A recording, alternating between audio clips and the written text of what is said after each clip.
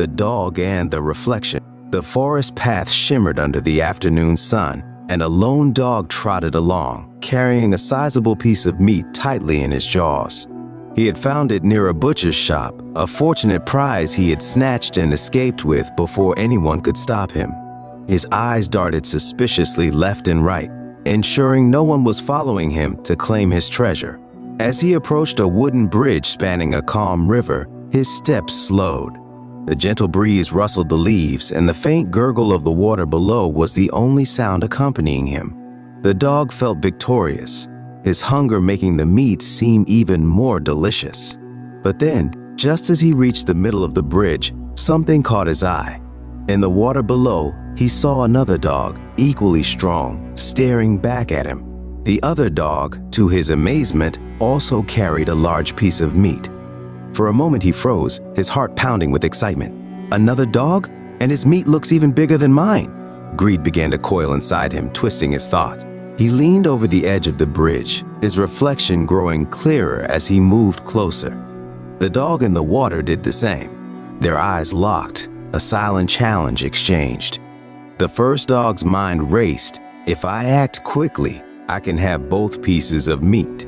Then I'll be the richest dog in the forest. With a low growl rumbling in his throat, he bared his teeth. The other dog didn't back down, mirroring his aggression. The tension built, his muscles tightened. He felt like a warrior preparing for battle.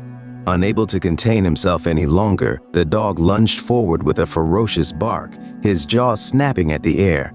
But instead of biting into flesh, his teeth met nothing. A loud splash echoed as his prized meat slipped from his mouth and tumbled into the water. The realization struck him too late. He watched helplessly as the rippling surface swallowed the meat whole, carrying it away with the current. Panic surged through him. He barked frantically, trying to reach the piece that was now forever out of his grasp. His own reflection distorted with every frantic movement. He stood there on the bridge, wet paws gripping the edge, watching the river flow away with what had been his meal. His stomach growled, a cruel reminder of his foolishness. The dog slumped back onto the bridge, drenched not only in water but also in regret.